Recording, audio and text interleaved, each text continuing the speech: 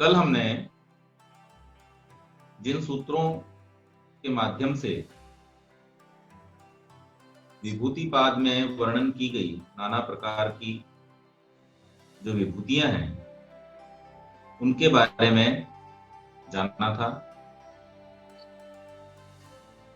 आज हम उससे आगे की चर्चा करेंगे। कल हमने जिन सूत्रों में मैत्री आदि में, प्रतिभा में, हृदय में और सूर्य चंद्र आदि में संयम करने से, बल आदि में संयम करने से किस किस प्रकार की विभूतियां हमको प्राप्त होती हैं या साधक को प्राप्त होती हैं, उसके विषय में हमने बात की थी। अगला सूत्र है सत्व पुरुषयो रत्यंता संकीर्णयो प्रत्यया विशेषो भोगः परार्थास्त्वार्थ संयमात् पुरुष ज्ञानम। सत्व पुरुषयो अत्यंता संकीर्णयो, ये दो बातें यहां पर कही गई हैं। सत्व अर्थात बुद्धि और पुरुष अर्थात आत्मा, ये दोनों भिन्न हैं क्योंकि बुद्धि जड़ है और आत्मा चेतन है। तो उस रूप में ये दोनों एक दूसरे से भिन्न हैं और इनमें किसी भी प्रकार की समानता नहीं हो सकती। लेकिन प्रत्यया विशेष, इनकी जो प्रतीति का भेद है, यानी इसको अगर हम सरल रूप में समझने का प्रयत्न करें तो कोई व्यक्ति जो अपनी बुद्धि को अलग से नहीं जानता, और सामान्य व्यक्तियों में बुद्धि को अलग से जानने की संभावना भी नहीं होती क्योंकि इसको जानने के लिए संयम की आवश्यकता होती है। संयम के माध्यम से ही बुद्धि को आत्मा से अलग जाना जा सकता है। अन्यथा सामान्य रूप में हम यही समझते हैं कि बुद्धि जो सोच रही है वो हम सोच रहे हैं, यानी हम जो चेतन हैं और हमारी बुद्धि जो कि जड़ है, जो हमारा एक साधन है।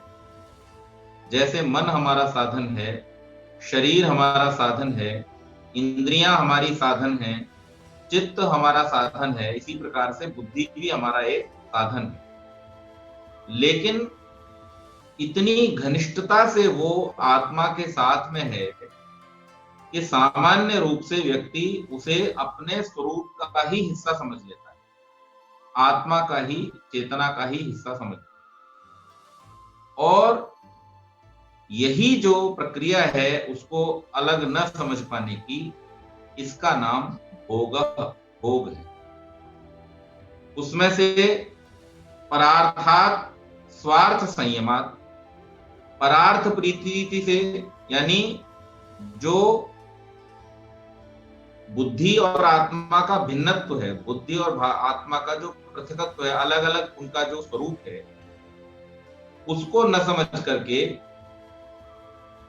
जो उन दोनों को एक ही समझना है, यानी आत्मा का बुद्धि को अपने ही स्वरूप में समझना है, इसका नाम क्या है? भोग। और जो उसके पदार्थत्व को समझ लेना है, अर्थात बुद्धि को अलग मानना और जानना और आत्मा के स्वरूप को अलग मानना, जानना और समझना,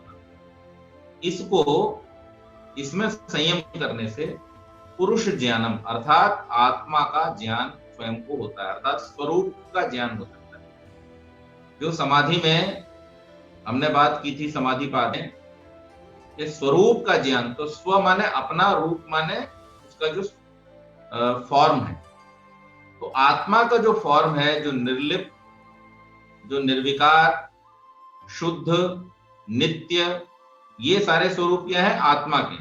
तो अपने इस स्वरूप को पहचानना तभी हो पाता है जब आत्मा अभ्यास के द्वारा, प्रयत्न के द्वारा अपने आप को बुद्धि, मन और चित्त से, शरीर और इंद्रियों के गोलकों से वो अपने आप को पृथक मान पाता है, अलग मान पाता है। अब सत्व प्रकृति है और पुरुष क्या है? आत्मा है। और ये दोनों कभी भी एक नहीं हो सकते, ये एक सामान्य बात है। हम इस बात को सैद्धांतिक रूप से स्वीकार करते हैं। प्रकृति अलग है और आत्मा अलग है। इस संसार में तीन सत्ताएं हैं, एक ईश्वर, दूसरा जीव, तीसरी प्रकृति। तो ईश्वर एक है, प्रकृति त्रिगुणात्मक है, एक है, और उसी में भिन्न भिन्न पदार्थों के स्वरूपों के कारण से ये संसार हमें सृष्टि के रूप में दिखाई देता है। और तीसरे जीवात्मा जो असंख्य हैं, हर शरीर के अंदर एक जीवात्मा है और उनकी संख्या असंख्य है। और इतने ही नहीं, बहुत सारे जीवात्मा हर समय में ऐसे भी हैं जो एक शरीर को छोड़ करके और दूसरे शरीर की प्राप्ति की अवस्था में। तो जितने चलते फिरते ये दिखाई दे रहे हैं मनुष्य के रूप में, हाथी, घड़ा, गधा, घोड़ा, बंदर इनके रूप में, कीड़े मकोड़े के रूप में, सांप बिच्छू आदि के रूप में, मछलियां जो असंख्य समुद्र के अंदर हैं, नदियों के अंदर हैं, मगरमच्छ हैं, और न जाने कितने जीव इस संसार में हैं, वो जो दिखाई दे रहे हैं वो तो है ही हैं, वो तो सब में जीव एक न एक है ही है। लेकिन उसके अलावा जो अभी शरीर छोड़ करके और दूसरे शरीर को प्राप्त करने की अवस्था में पहुंच रहे हैं, तो वो जो बीच में है वो भी असंख्य हैं, उनकी भी गिनती छोटी मोटी नहीं है। अब आप देखो, हर समय किसी न किसी कारण से कितने जीव शरीर त्याग करते रहते हैं, उनका देह त्याग होता रहता है। छोटे छोटे कीड़े जिनकी आयु ही कुछ घंटों की होती है, कुछ मिनटों की होती है, या एक दिन की या 2 दिन की होती है। तो ऐसे जो जीव हैं जो नाना प्रकार से, या फिर जैसे आजकल बहुत ज्यादा पेस्टिसाइड्स और फ्लिट्स वगैरह मारे जा रहे हैं, तो उनके मारने से, या खेतों में जब खेती हो रही होती है उस समय में कीटनाशक का प्रयोग होता है, घरों में हम लोग जो गुड नाइट इत्यादि जलाते हैं, या सोसाइटी में जो धुआं करा के उनको कीड़ों को मारने का प्रयत्न होता है, मच्छरों आदि प्रयत्न होता है। तो इन सारी प्रक्रियाओं के कारण से प्रत्येक क्षण संसार में कितने जीव मरते हैं और नया शरीर धारण करने की प्रक्रिया में होते हैं। तो इन जीवों की संख्या का निर्धारण नहीं किया जा सकता, ये असंख्य है। लेकिन कोई ये नहीं कह सकता कि जीव और प्रकृति एक ही है। ये सब मानते हैं कि ईश्वर अलग है, जीव जो इस प्रकृति का भोग करते हैं वो अलग है, और प्रकृति जो भोगी जाती है वो अलग है। तो इन दोनों की जो भिन्नता है उसको समझ लेना ही यहां पर अभीष्ट है इस सूत्र के द्वारा, कि जब आत्मा या जब साधक इनके भेद में, अर्थात प्रकृति और पुरुष का जो भेद है उसमें जब अभ्यास करता है, संयम करता है, तो उन दोनों के भिन्नत्व को वो समझ पाता है, और इसकी जो एकता का आभास अविद्या के कारण से हो रहा है उससे वो मुक्त हो जाता है, उसको ठीक ज्ञान हो जाता है, विद्या की प्राप्ति हो जाती है। अस्मिता जिसकी हमने बात की थी, तो ये अस्मिता, राग, द्वेष आदि भी इसी अविद्या के कारण से होते हैं कि हम जो भिन्नता को नहीं समझ पाते हैं, वो भिन्नता समझ लेता है जब साधक, तो उसको फिर वो ज्ञान हो जाता है। इसके बाद अगला सूत्र है, ततः प्रातिभ श्रावण वेदना आदर्शा स्वाद वार्ता जायन्ते। ततः माने उस संयम में, यानी जो अपने स्वरूप को समझने के लिए साधक ने जो संयम किया है उसमें क्या क्या होता है? प्रातिभ, श्रावण, वेदन, आदर्श, आस्वाद और वार्ता, ये 6 सिद्धियां उसको प्रकट होती हैं। अब इन 6 सिद्धियों के विषय में हम समझेंगे, जिसमें संयम किया गया, उस वृत्त्यात्मक आत्मबोध में संयम होने से ये जो 6 सिद्धियां हैं ये प्रकट हो जाती हैं। अब ये 6 सिद्धियां हैं क्या, इन्हें समझें। प्रातिभ, प्रातिभ का अर्थ है मन में सूक्ष्म, व्यवहित, दूरस्थ एवं अतीत, अनागत वस्तुओं को जानने का सामर्थ्य उत्पन्न हो जाता है। यानी जो कल हमने चर्चा की थी एक सूत्र में, बहुत जो सूक्ष्म है वो हम नहीं देख सकते, बहुत विशाल आकार का है उसको भी हम नहीं देख सकते, जो बहुत दूर है उसको हम नहीं देख सकते, जो बहुत निकट है उसको भी हम सामान्य दृष्टि से नहीं देख सकते। तो ये जो प्रातिभ सिद्धि प्राप्त होती है, इसके द्वारा दूरस्थ एवं अतीत, और जो बीत गया उसको तो देख ही नहीं सकते, सामान्य दृष्टि से उसको नहीं देखा जा सकता, और जो आने वाला है उसको भी नहीं देखा जा सकता। तो इस सिद्धि के द्वारा जो साधक है वो अतीत, भविष्य और जो दूरस्थ वस्तुएं हैं उनको भी देखने में समर्थ हो जाता है। अब यहां भविष्य देखने से तात्पर्य हम इस रूप में न लें कि कोई किसी का भविष्य बता सकता है कि कल उसको जाके क्या होने वाला है और कल वो बड़ा होकर क्या बनेगा, इंजीनियर बनेगा, डॉक्टर बनेगा, ये भविष्य। भविष्य का अर्थ है, जैसे हमने पहले भी स्पष्ट किया था, कि धर्म अर्थात गुण, लक्षण और अवस्था की सिद्धि से, उसके ज्ञान से ये बताने में साधक समर्थ होता है, वो योगी इस बात को जानने में और बताने में समर्थ होता है कि इसका परिणाम क्या होगा। तो भविष्य परिणामी है, मतलब हम जो आज करते हैं उसका परिणाम हमें कल मिलता है। तो किए गए कर्म का उसको देख करके उसके परिणाम को जानना, ये उसको सिद्ध हो जाता है, और वो देख करके उसकी प्रतिभा जो उत्पन्न होती है उसका लाभ ये होता है, उसको उसकी सिद्धि इस प्रकार में होती है कि वो ये समझ जाता है कि किस प्रकार से वो उसका भविष्य होगा, उसका परिणाम किस प्रकार का होगा। तो इससे सूक्ष्म आदि वस्तुओं का अनायास इसको आभास हो जाता है, वो जान जाता है। दूसरा है श्रावण। श्रावण सिद्धि में श्रोत्र इंद्रिय में प्रकट हुआ सामर्थ्य, जिससे सूक्ष्म आदि तथा दिव्य शब्दों को सुना जा सकता है। अब आपने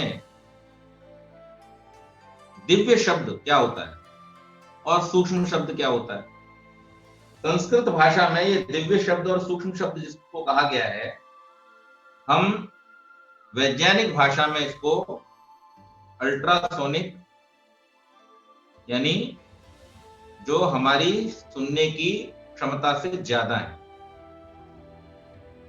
और जो हमारी सुनने की क्षमता से कम है, इन 2 प्रकार की जो ध्वनियां हैं उनको हम क्या कहते हैं, सूक्ष्म और दिव्य। तो हम कौन सी ध्वनियों को सुन पाते हैं, एक लिमिटेड ध्वनि तरंगों को ही हम सुन पाते हैं, उससे कम आवृत्ति की जो होती है वो भी हमें सुनाई नहीं देती, और जो ज्यादा आवृत्ति की होती हैं वो भी हमको सुनाई नहीं देती। तो हमें जो सुनाई नहीं देती हैं सामान्य कर्ण से, श्रावण सिद्धि उत्पन्न हो जाने से योगी उन तरंगों को भी सुन पाता है। अब आप लोग जिनने आपने और भी दर्शन अगर पढ़े हो तो उनको ये पता है कि शब्द आकाश का गुण है। सामान्य विज्ञान के विद्यार्थी भी इस बात को जानते हैं कि शब्द जो है वो आकाश का गुण है, और इसीलिए कान कोई इंद्रिय नहीं है, उसमें इस प्रकार की केवल आकाशीय शब्द को ग्रहण करने की क्षमता है। तो श्रोत्र का कोई अंग नहीं होता है इस तरीके से, केवल वहां पे एक पर्दा लगा हुआ है जहां पर जाकर के वो शब्द जिस प्रकार का जाता है उससे वो उसको ग्रहण कर लेता है। आकाश का गुण है, वहां पर अलग से कुछ होने की, संरचना होने की आवश्यकता नहीं है। इसी प्रकार से हम देखते हैं नाना प्रकार की जो ध्वनियां हैं वो अलग अलग आकाशों के कारण से उत्पन्न होती है। जैसे जो तबला है उस तबले का आकाश अलग प्रकार का है, तो उसकी जो ध्वनि है वो अलग है। लेकिन वैसा ही चमड़ा ढोलक के ऊपर भी बंधा हुआ है, लेकिन ढोलक की ध्वनि और तबले की ध्वनि अलग है। अब इस ढोलक और तबले से भी और तीसरी तरफ चल जाते हैं, वही जब किसी बड़े ढोल पर वही खाल बांध दी जाती है या उसी तरीके का पर्दा लगा दिया जाता है, तो उसकी ध्वनि अलग हो जाती है। वही हवा जब बांस के बीच से होकर के गुजरती है, अर्थात बांसुरी से होकर के गुजरती है, तो वो अलग प्रकार की हो जाती है। वही जब हारमोनियम के अंदर से होकर के नाना प्रकार के जो उसके नोट्स हैं उनसे होकर के गुजरती है, तो वो अलग प्रकार की हो जाती है। एक ही हारमोनियम है, एक ही जगह से पंखे से आप हवा भर रहे हैं, लेकिन उसके जो अलग अलग अलग अलग उसकी जो की है, उन कीज को जब आप प्रेस करते हैं तो उनसे अलग अलग आवाज निकलती है। कैसे निकल रही है? क्योंकि उसमें जो वायु का प्रवाह है वो परिवर्तित हो रहा है। तो जैसे जैसे वायु का प्रवाह परिवर्तित हो जाएगा उस प्रकार से, तो जहां जैसा आकाश है, जहां जैसा स्थान है, उसके अनुसार उसमें शब्द बनता है। इसीलिए हर व्यक्ति की आवाज एक जैसी नहीं हो सकती। क्यों? क्योंकि हर व्यक्ति के गले की जहां से आवाज निकलती है, कंठ की संरचना अलग अलग है। किसी का थोड़ा मोटा है, किसी का थोड़ा पतला है, किसी का थोड़ा बेसुरा होता है। अलग अलग स्वर इसीलिए होते हैं क्योंकि गले का जैसा संरचना होगी उससे वैसा ही शब्द निकलेगा। तो यहाँ पर जब ये श्रावण सिद्धि प्राप्त हो जाती है साधक को, तो वो उन शब्दों को भी सुन समझ पाता है जिन शब्दों को सामान्य लोग न सुन पाते हैं न समझ पाते हैं। तीसरा है वेदना। तो उसकी जो त्वचा है, उस त्वचा में भी ऐसी शक्ति उत्पन्न हो जाती है जिससे सूक्ष्म जो हमको नहीं सुनाई समझ में आते हैं, इस प्रकार के स्पर्शों को भी वो समझ जाता है और दिव्य स्पर्श का भी अनुभव कर पाता है। अर्थात जो सामान्य रूप से अनुभव न होने वाले स्पर्श हैं, उन स्पर्शों को भी वो पता कर लेता है, उसको उसका ज्ञान हो जाता है। आदर्श चक्षु इंद्रिय का दिव्य शक्ति संपन्न हो जाना, जिससे सूक्ष्म व्यवहित आदि दिव्य रूपों को देखा जा सकता है। तो इसी प्रकार से आंख से भी हम कौन से रूप को देख पाते हैं? जो हमारे दृश्य के अंतर्गत आते हैं, यानी कौन से प्रकाश हमें दिखाई देते हैं?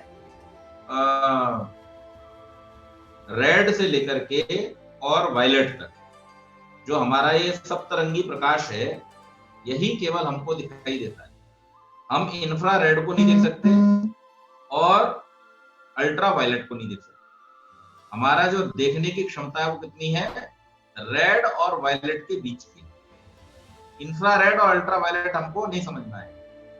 तो जो योगी है, जो इसमें साधना करता है, उस संयम से वो इन्हें देखने में भी, जैसे हम आंखों से नहीं देख सकते लेकिन यंत्र के द्वारा देख सकते हैं। तो यानी ऐसा नहीं कि उसे देखा नहीं जा सकता है, देखा जा सकता है, लेकिन हमारी आंखों की वो सामर्थ्य नहीं है। सामान्य रूप यंत्र लगा करके हम देख सकते हैं। इसी प्रकार से आंखों में वो सिद्धि प्राप्त हो जाने से, वो शक्ति आ जाने से भी, उसकी शक्ति के बढ़ जाने से भी उसको देखा जा सकता है। इसी प्रकार से आस्वाद, उसकी जो स्वाद की इंद्रिय है, उसमें भी ऐसी शक्ति आ जाती है जिन स्वादों को सामान्य रूप से नहीं समझा जा सकता, उनको भी वो। और वार्ता, जो घ्राण इंद्रिय, सूंघने की इंद्रिय है, उसमें भी इसी प्रकार की शक्तियां उत्पन्न हो जाती है। लेकिन यहाँ पर साधक को एक निर्देश भी दिया गया है कि ऐसे में साधक को बहुत सावधान रहने की आवश्यकता होती है। क्यों सावधान रहने की आवश्यकता है?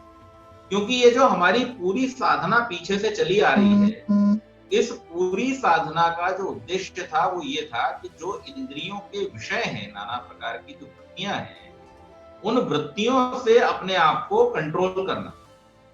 अब ये जो दिव्य शक्तियां उत्पन्न हो जाती हैं, इनसे सामान्य जो दिव्य चीजें हैं वो भी दिखने लगती हैं, वो भी समझने लगती हैं, उनका भी स्वाद आने लगता है, उनका भी रस आने लगता है।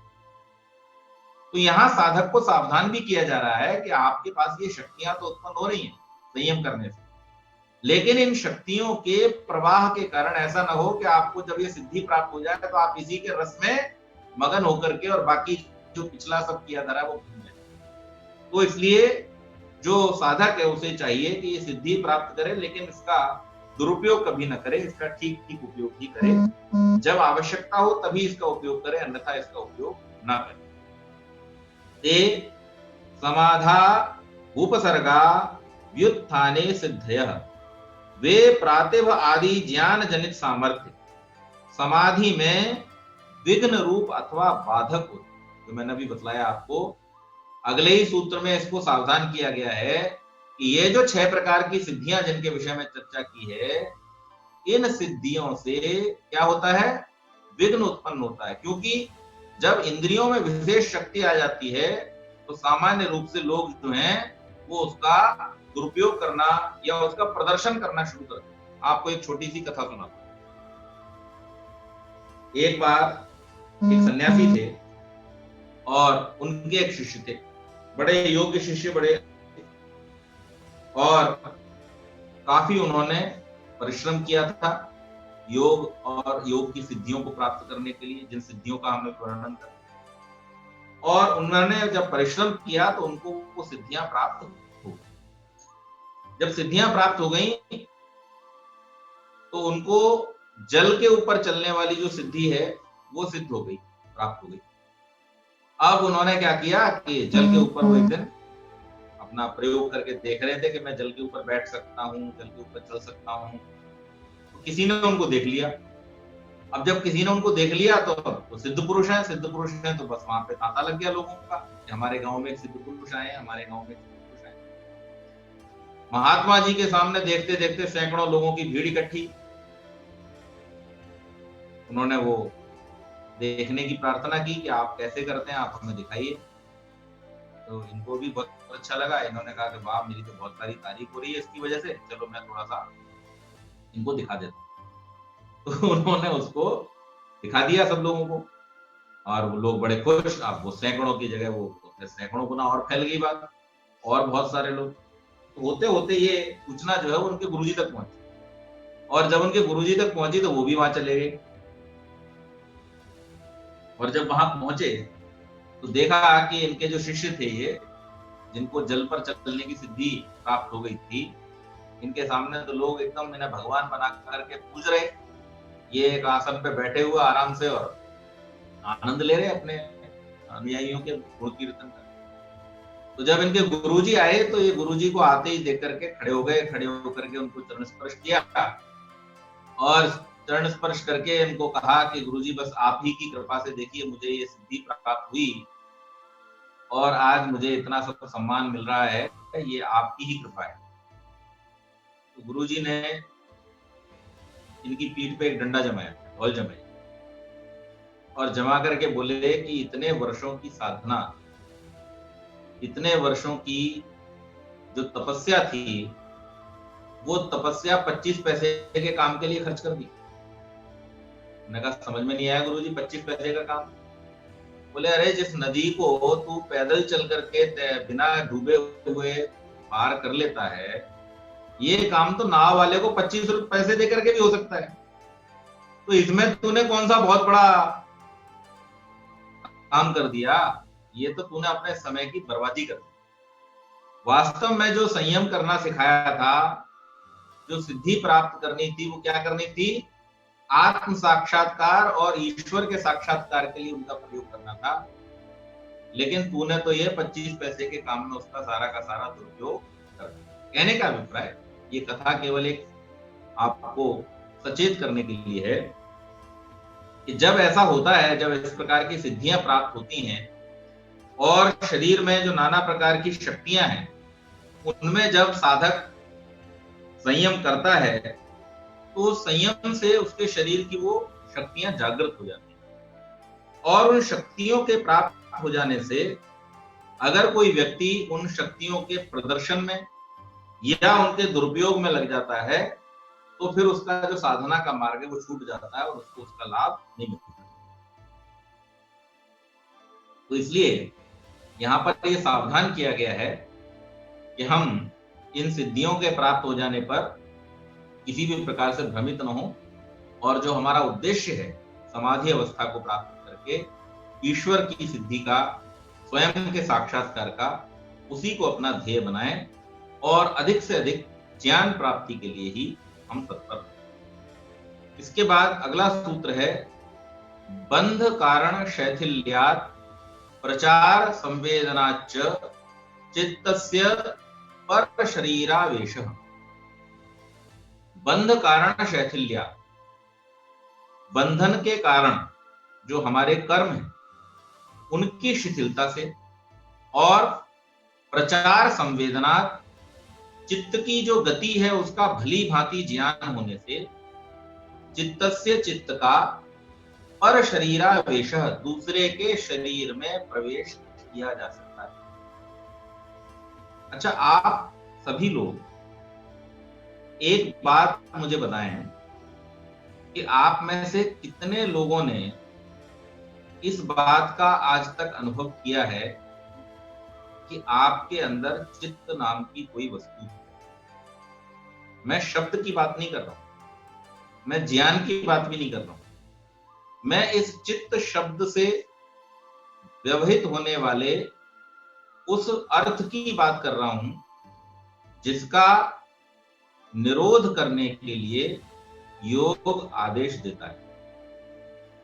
आप में से कितने लोगों ने यह आभास किया है कि आपके अंदर आपसे अलग जैसे आपका शरीर है ऐसे ही चित्त नाम की कोई वस्तु है? ये जानना बहुत आवश्यक है आगे बढ़ने से पहले। कोई बताएंगे? एक मिनट, मैं अनम्यूट कर देता हूँ सबको।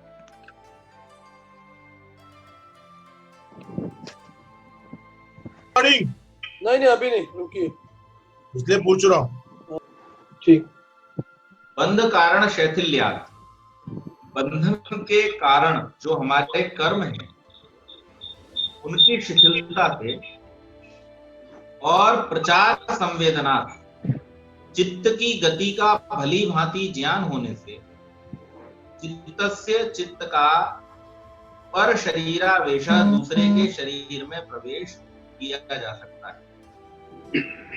अब यहां पर दो बातें कही गई हैं। एक तो हमारे जो कर्म हैं उनकी शिथिलता, कर्म की शिथिलता का मतलब जो हमारे आवेग कर्म की तरफ हैं कि हम ये कर लें, हम वो कर लें, इसका हमें धन और इकट्ठा करना है, इसका हमें और करना है, उसकी बजाय जो समाधि और जो संयम की अवस्था में हमने बतलाया था कि यहाँ पर जो हमारा प्रयत्न है वो प्रयत्न जितना जितना कम होता जाएगा, अर्थात अक्रिया जहां होती जाएगी, क्रियाओं को हम जितना जितना रोकते जाएंगे उतना उतना हमें धारणा पश्चात ध्यान और ध्यान के पश्चात समाधि की अवस्था उपलब्ध होगी और संयम की अवस्था उपलब्ध होगी। तो यहाँ पर यही कह रहे हैं कि जिस प्रकार से हम धीरे धीरे हम अपने कर्मों को शिथिल करते जाएंगे, अर्थात जो सांसारिक कर्म हैं उनको हम कम करते जाएंगे, और जो उन्नति के कर्म हैं, जो आध्यात्मिक प्रयत्न है, उनको हम बढ़ाते जाएंगे, तो अहिंसा, सत्य, अस्तेय, ब्रह्मचर्य, अपरिग्रह, शौच, संतोष, तप, स्वाध्याय, ईश्वर प्रणिधान, इन 10 में प्रयत्न करते हुए और फिर शरीर को एक स्थान पर अधिक समय तक स्थिर बनाए रखने के लिए आसन में अभ्यास करते हुए, और फिर उस आसनशील जो हमारा शरीर है उसमें मन को केंद्रित करने के लिए, एकाग्र करने के लिए, प्राण की स्थिरता बनाए रखने के लिए जो अभ्यास किया जाता है, ये सब प्रयत्न है। और जब प्राण, शरीर और इंद्रियों पर हमारा संयम हो जाता है तो उन तीनों के कंट्रोल से, उन तीनों को कंट्रोल करके हम जब उनके जो बाहरी विषय हैं, जैसे आंख का विषय है देखना, कान का विषय है सुनना, जब उनको उनके विषयों से हम क्या कर लेते हैं, बाहर से अंदर की तरफ कर लेते हैं, तो इसको प्रत्याहार कहा जाता है। और इस प्रत्याहार के द्वारा हमारे जो बाहरी जितने भी प्रयास, प्रयत्न, कर्म जिन्हें हम कह सकते हैं, वो सब क्या हो जाते हैं, बंद हो जाते हैं, अवरुद्ध हो जाते हैं, रुक जाते हैं उस समय के लिए, और इनकी शिथिलता हो जाती है। और जो हमारे चित्त की गति है। अब जिस समय हमारा बाहरी स्वरूप रुक जाए, जिस समय हमारी बाहरी गतिविधियों को हम पूरी तरह से रोक दें और एकाग्र होकर के जब हम बैठेंगे, तब हमें चित्त का अनुभव होगा। ऐसे हमें चित्त का अनुभव नहीं होगा। ये जो अभी आप लोगों ने सब बताया अपने अपने अनुभव, ये बिल्कुल सत्य है।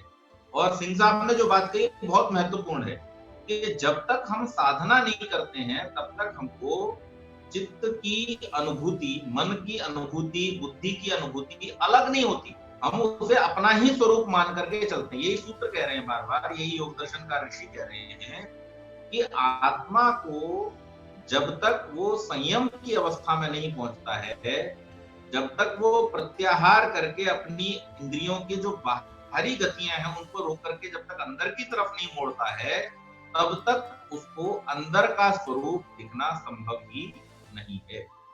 तो यहाँ पर सबसे पहले आवश्यक है कि हमारे जो बाहरी कर्म हैं उनको हम शिथिल करें, उनको हम कम करें, उनको हम उस समय के लिए बिल्कुल निरुद्ध कर दें, रोक दें। और उसके बाद में फिर हम जब बैठें चिंतन करने के लिए, तब हम चित्त की गति जो है उसका भली भांति हम संयम करें, उसको हम जानने का प्रयास करें। जब हमारा संयम चित्त की गति पर हो जाएगा कि चित्त कब कहां कैसे गति करता है और किस गति से वो शरीर से, जैसे मैंने आपको शुरू में बताया था प्राणों के विषय में जब चर्चा की थी कि कौन कौन से प्राण किस किस चीज का नियमन करते हैं, तब मैंने आपको बताया था कि उदान वो प्राण है जो जीवात्मा के साथ इस शरीर से जाता है या जीवात्मा को लेकर के शरीर से जाता है।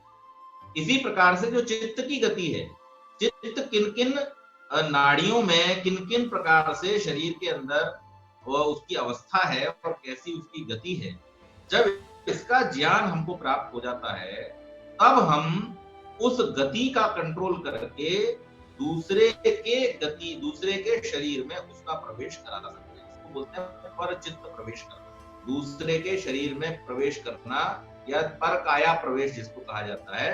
ये इसी प्रकार से हो पाता है, शरीर के अंदर नहीं जाता है। क्या होता है उसमें जो चित्त है, तो हमारी जो, जैसे आजकल आप लोग सभी जो कंप्यूटर पर काम करते हैं वो जानते हैं कि जब हमारे सिस्टम में कोई दूर बैठा व्यक्ति की कंट्रोल लेना चाहता है, एक्सेस लेना चाहता है, तो वो एक संदेश भेजता है हमको और हम अपने कंप्यूटर पर उसको एक्सेप्ट कर लेते हैं। जैसे ही हम उसको एक्सेप्ट कर लेते हैं तो उसका पूरा कंट्रोल हमारे सिस्टम पर आ जाता है। यहाँ तक कि ये जो हम जूम मीटिंग कर रहे हैं अभी, इस जूम मीटिंग में भी एक ऑप्शन है शेयर का।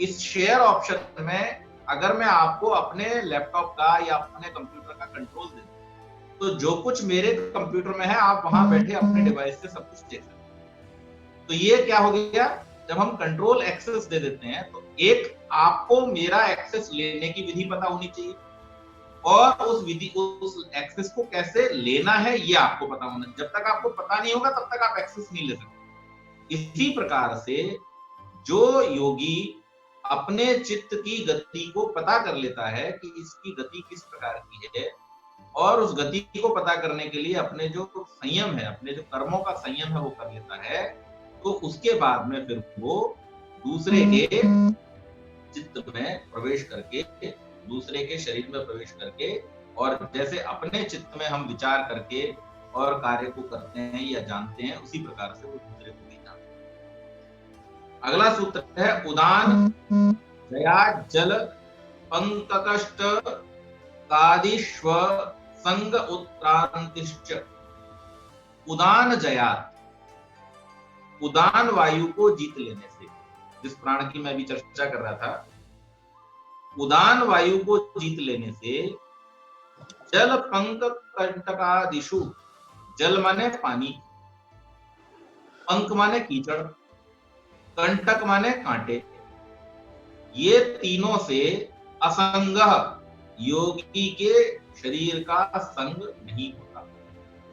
अगर कोई योगी, कोई साधक प्रयास पूर्वक अपने उदान प्राण पर संयम कर ले, उसको संयम करने मतलब उसको जीत ले। यहाँ पर जय शब्द का प्रयोग किया गया है।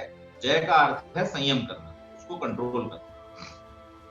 तो अगर कोई योगी साधक अपने उदान प्राण पर संयम कर लेता है तो उसको 3 सिद्धियां प्राप्त होती हैं। एक, जल उसके शरीर पर प्रभाव नहीं डालता, यानी वो जल में डूबेगा नहीं, जल के ऊपर रहेगा, जल से गीला नहीं होगा वो।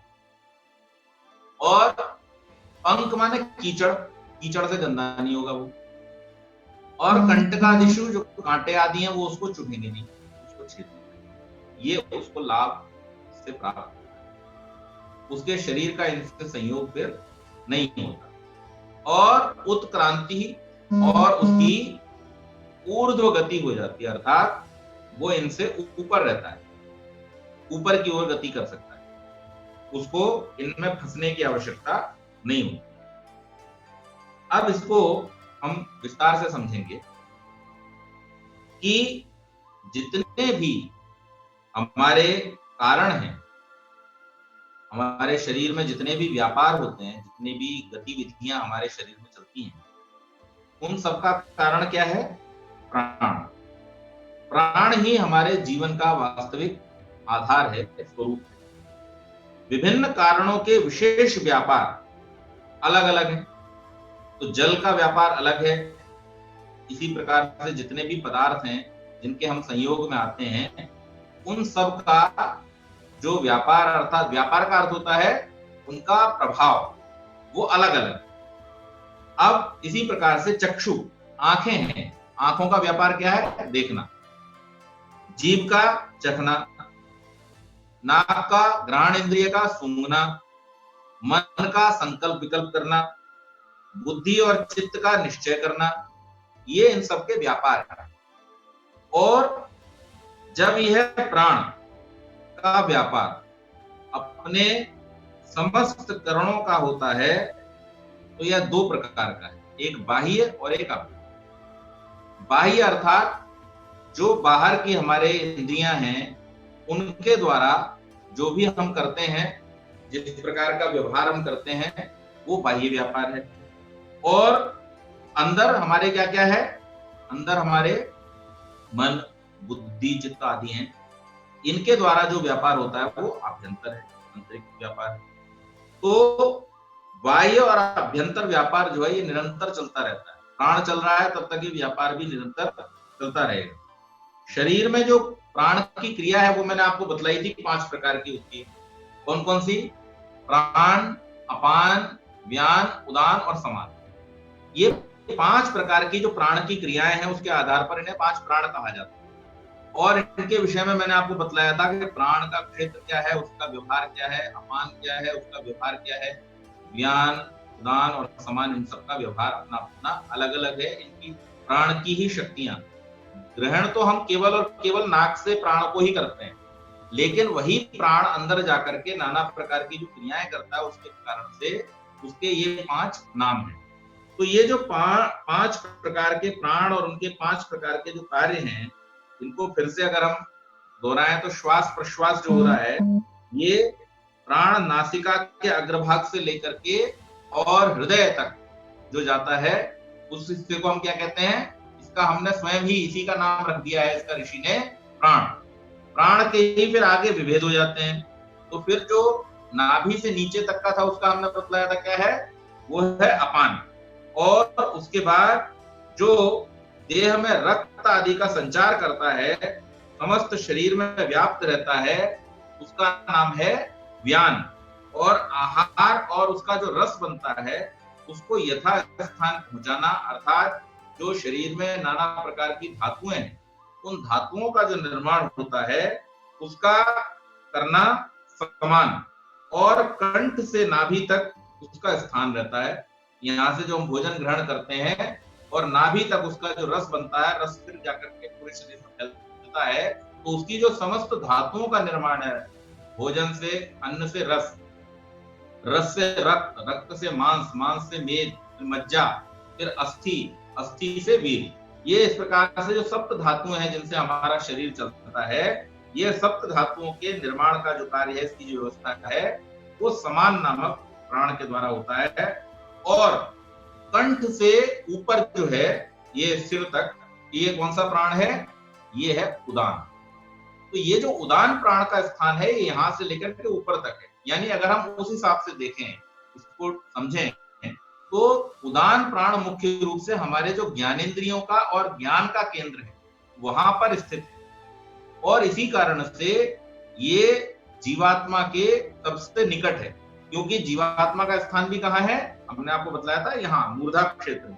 यहीं पर चित्त का स्थान है, यहीं पर जीवात्मा का स्थान है। तो इस मूर्धा क्षेत्र में रहता हुआ जो आंख है वो भी यहीं से ऊपर है, नाक भी यहीं से ऊपर है, जीभ भी यहीं से ऊपर है, त्वचा भी यहाँ पर मौजूद है, शरीर पर होते हुए भी यहाँ पर मौजूद है, और कान भी यहीं पर मौजूद है। तो ये हमारी पांचों की पांचों जो ज्ञानेंद्रियां हैं, प्लस हमारा चित्त, हमारी बुद्धि, हमारी जीवात्मा, ये सब कुछ जो स्थान है वो यहाँ है। तो ये उदान का क्षेत्र है, और उदान का जो क्षेत्र है इसमें संयम करने से योगी जब विजय प्राप्त कर लेता है तब वो जल में डूबता नहीं है। क्यों? क्योंकि जो उदान प्राण है इसकी गति ऊपर की ओर होती है, इसकी गति नीचे की ओर होती ही नहीं है। देह ऐसे हल्का हो जाता है जैसे रुई का फहा, जैसे बोलते हैं ना, रुई का फहा होता है, उसको आप पानी के ऊपर कैसे उड़ता चला जाता है हवा में, जैसे उसको कोई फर्क ही नहीं पड़ रहा। इसी प्रकार से उसका शरीर हल्का हो जाता है। दूसरे, ऊर्ध्व गति हो जाने के कारण से उस पर फिर ये जो कांटे कीचड़ आदि हैं ये भी उसके शरीर पर कोई प्रभाव नहीं डालते, अर्थात कांटों से उनका शरीर भिजता नहीं है और कीचड़ से वो गंदा होता नहीं। तो उदान के ऊपर जो संयम है उसका फल है उत्क्रांति, अर्थात वो ऊपर उठ जाता है, उसका जो स्वरूप है वो उत्क्रांत हो जाता है, और फिर उसको इस प्रकार का फर्क नहीं पड़ता। इसके साथ साथ एक और बात भी है कि उदान प्राण पर जय प्राप्त करने के लिए व्यक्ति को जो संयम करना होता है, उस संयम के लिए बहुत आवश्यक है कि वो सर्वात्मना सब प्रकार से उसको सात्विक प्रवृत्ति का ही होना पड़ेगा। जब तक वो पूर्ण सात्विक नहीं होगा, अर्थात जिसे कहते हैं साधना में भी जो स्तर है उसमें जो सर्वोच्च श्रेणी का स्तर है वो उदान प्राण की संयम का स्तर है, और उदान प्राण का जो संयम हो जाता है उसके बाद में योगी जो है वो जब चाहे तब अपने देह का भी त्याग कर सकता है। वो अपने प्राण के साथ में जीवात्मा को लेकर के और निकल सकता है।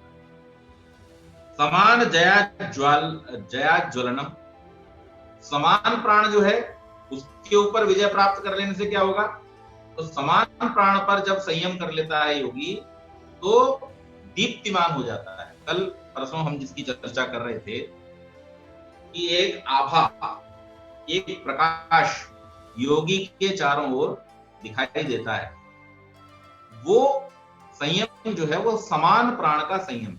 जब समान प्राण का संयम हो जाता है, और इसमें सबसे महत्वपूर्ण है ब्रह्मचर्य, और यहाँ ब्रह्मचर्य का अर्थ है योग्य खान पान, योग्य शारीरिक व्यायाम, और उसके साथ साथ वीर्य रक्षा। इन तीनों का जब समायोजन होता है तो समान प्राण पर संयम करने वाला जो योगी है, जो साधक है, उसको अग्नि के समान आभा प्राप्त होती है, दीप्तिमान हो जाता है, और जो भी उसको देखता है उसको उसके आगे पीछे हर प्रकार, हर तरफ में, हर दिशा में एक आभा मंडल जैसा दिखाई देता है। जब ये योगी विजय प्राप्त कर, अब इसका वैज्ञानिक कारण क्या है कि समान का जो कार्य है वो शरीर की जो धातुएं हैं उनका निर्माण करना है, भोजन को पचा करके उसका रस बनाना, फिर रक्त बनाना, मांस इत्यादि। तो यह जब भोजन से रसों को खींचकर यथा स्थान ठीक प्रकार से पहुंचाता है, तो इस पर जिस योगी ने विजय प्राप्त कर ली है तो उससे उसकी जो पाचन शक्ति है वो ठीक हो जाती है, तीव्र हो जाती है, और ये भोजन से उन दिव्य पदार्थों का भी अवशोषण कर पाता है जिनका सामान्य लोगों की अंतड़ियां अवशोषण नहीं कर पाती। हम जो भोजन करते हैं, अब इस बात पर आप थोड़ा सा वैज्ञानिक इसका विश्लेषण सुने और इसको हम अपने जीवन में भी अपनाएं। जो भोजन हम करते हैं उसमें से हम मुश्किल से 20 या 30% मैक्सिमम हम उसको एब्जॉर्ब कर पाते हैं, जो हमारी जिस टाइप की लाइफस्टाइल है और जिस तरह का भोजन हम करते हैं उसमें जो पोषक तत्व हैं, तो पहले तो हम जिस प्रकार का भोजन करते हैं सबसे पहले उसमें पोषक तत्वों की बहुत भारी कमी है, क्योंकि जो सब्जी हम खाते हैं वो 8 दिन 10 दिन रखी हुई खाते हैं। जो पदार्थ हम सेवन करते हैं वो बासे पदार्थ सेवन करते हैं, ताजे पदार्थों का हम सेवन नहीं करते, तो उनके वैसे ही जो न्यूट्रिशियस वैल्यू है वो तो वैसे ही उनकी कम हो जाती है। प्लस हम ऋतु अनुकूल भोजन नहीं करते। हमारा जो भोजन है वो कैसा है, कभी भी हम कुछ भी खा लेते हैं। जिस समय जो खाना चाहिए उसका न तो हमने कोई ज्ञान प्राप्त किया है और ना ही हम उसका कोई प्रयास करते हैं। विवाह संस्कार के समय में गृहिणी को ये प्रतिज्ञा दिलाई जाती है और केवल गृहिणी को ही नहीं, दोनों को, दंपति को ये प्रतिज्ञा दिलाई जाती है कि वे घर में केवल और केवल ऐसे पदार्थों को ही सेवन करेंगे और कराएंगे, पकाएंगे पाकशाला में जो शरीर के लिए उपयुक्त हों, जो आयु को बढ़ाने वाले हों, स्वास्थ्य वर्धक हों और किसी भी प्रकार की स्वास्थ्य की हानि करने वाले न हो। लेकिन कितने ऐसे लोग हैं जो विवाह करने से पहले, जैसे जब हम कोई जॉब शुरू करते हैं तो उस जॉब को करने से पहले हम उसके लिए जो आवश्यक विद्या है वो प्राप्त करते हैं। हमें अगर एचआर प्रोफेशनल बनना है तो हम एचआर में एमबीए करते हैं। हमें अगर इंजीनियर बनना है तो जिस ट्रेड में हमें जाना है उस ट्रेड को हम सीखते हैं। इलेक्ट्रिकल इंजीनियर बनना है तो इलेक्ट्रिकल सीखते हैं, मैकेनिकल बनना है तो मैकेनिक्स पढ़ाई करते हैं। इसी प्रकार से हमें वकील बनना है तो हम लॉ की पढ़ाई करते हैं। जो भी क्षेत्र में, जिस क्षेत्र में भी हमको जाना होता है उस क्षेत्र की हम अच्छी प्रकार से शिक्षा लेते हैं। लेकिन जब विवाह करना होता है तो विवाह करने से पहले गृहस्थ धर्म क्या है और गृहस्थ जीवन में किन किन सावधानियों को अपनाना चाहिए और किस प्रकार से गृहस्थ को ठीक प्रकार से चलाया जा सकता है, इसके लिए न तो कोई करिकुलम है हमारे आधुनिक परिवेश में और ना ही उसको कोई सीखने का प्रयास है। चलो ठीक है, विद्यालयों में ऐसी शिक्षा नहीं दी जाती, लेकिन कम से कम जब विद्यालय पूरा हो गया, जॉब भी लग गया, अब विवाह करना है तो उससे पहले साल 2 साल तो हम इसके लिए प्रयत्न करते हैं। महीना 2 महीना 6 महीना तो कम से कम, लेकिन नहीं। तो इससे ये पता चलता है कि हमारे जीवन में उसकी इंपॉर्टेंस क्या है। हमारे जीवन में उसकी कोई इंपॉर्टेंस नहीं और इसीलिए हमारा जो खान पान है वो बिगड़ा रहता है। तो यहाँ पर ये कह रहा है कि जो व्यक्ति योग्य खान पान करता है, योग्य आहार विहार करता है और अपने समान प्राण पर जो संयम कर लेता है, उसकी रसों को अवशोषित करने की, जो भी पदार्थ वो खाता है थोड़ा बहुत, उसमें जो भी गुण है उन गुणों को अवशोषित करने की उसकी जो शक्ति है वो कई गुना बढ़ जाती है। और जब वो शक्ति बढ़ जाती है तो वो उन पदार्थों को ठीक प्रकार से अवशोषित करके उसका पूरा पूरा लाभ ले पाता है और पूरा पूरा लाभ लेकर के उसके शरीर में जब उन दिव्य पदार्थों के जो गुण हैं वो गुण जब संचरित होते हैं रक्त के साथ में, तो वो उसके चेहरे पर भी कांति लाते हैं, आभा लेकर के आते हैं। और फिर इसके साथ साथ जब वो ईश्वर प्रणिधान भी करता है तो उसको जो कॉस्मिक एनर्जी है, जिसे हम ब्रह्मांडीय तेज कहते हैं, उस तेज के साथ भी उसका तारतम्य समान प्राण के द्वारा हो पाता है, जिसके द्वारा वो कैसा दिखाई देता है, वो तेजवंत दिखाई देता है, अर्थात उसके चारों ओर एक आभा मंडल बना हुआ दिखाई देता है। श्रोत्राकाशयोः संबंध संयमात् दिव्य श्रोत्रम। श्रोत्र और आकाश के संयम से, श्रोत्र हमारे कान और इनका जो गुण है वो क्या है, आकाश। आकाश श्रोत्र का गुण है, शब्द का गुण है। तो जब श्रोत्र और आकाश का संयम हो जाता है, जो व्यक्ति अपने श्रोत्र इंद्रिय का संयम प्राप्त कर लेता है, उसको फिर दिव्य श्रोत्र प्राप्त हो जाते हैं। अब दिव्य श्रोत्र क्या है वो समझने का प्रयास करेंगे। इस ब्रह्मांड में अब तक जितने भी शब्द बोले गए हैं वो सब आकाश में विद्यमान है। किसी भी शब्द का कभी भी लोप नहीं होता, कभी किसी शब्द का लोप नहीं होता। क्योंकि वो आकाश का गुण है, वो हमारे मुंह से निकला और निकल करके आकाश में विलीन हो गया। अब जितने लोग यहाँ बैठे थे, ध्यान दीजिएगा, मैंने जो अभी थोड़ी देर पहले स्तोत्र के संबंध में बात कही थी, उसका अब यहाँ विस्तार करते हैं। जितने लोग यहाँ बैठे हैं, जिनके कानों तक मेरा शब्द जा रहा, यानी ये ध्वनि जिनके कान के पर्दे से टकरा रही है, उन लोगों ने वर्तमान में इस शब्द को सुन लिया।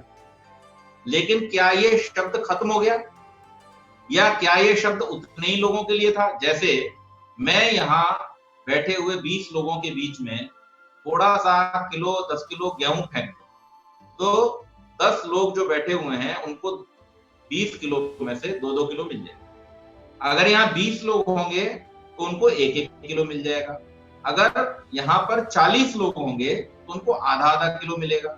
और यहीं पर अगर 80 लोग हो जाएंगे तो उनको पाव-पाव किलो मिलेगा। 200 लोग होते ही कैसा हो जाएगा, वो 100-100 ग्राम हो जाएगा। 400 लोग होते ही 50-50 ग्राम हो जाएगा। लेकिन शब्द के विषय में ऐसी बात है क्या कि यहाँ पर बैठे हुए अगर 400 लोग हैं तो उन 400 लोगों को कम सुनाई देगा, और अगर 50 लोग होते तो उन्हें ज्यादा सुनाई देता। ऐसा होगा? ऐसा नहीं होगा, क्योंकि शब्द आकाश का गुण है। और इस कारण से जितने लोगों के कानों पर वो ध्वनि तरंगें टकराई, उनको तो वहां सुनाई दे ही गया, लेकिन वो शब्द आकाश में फैल जाता है।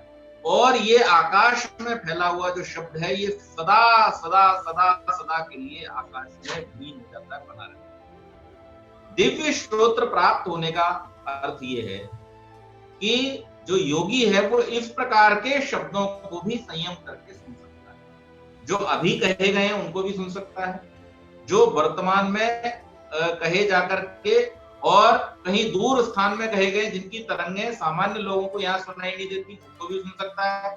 और जो अतीत में कहे गए शब्द, जिनकी ध्वनि तरंगें आकाश में विद्यमान है, उनको भी अपने संयम के द्वारा वो सुन सकता है। तो श्रोत्रेंद्रिय में संयम का ये लाभ होता है कि आकाशात संबंध, आकाश के साथ संबंध स्थापित होने से उसका जो सुनने की क्षमता है वो दिव्यत्व को प्राप्त कर लेती है, दिव्य हो जाती है।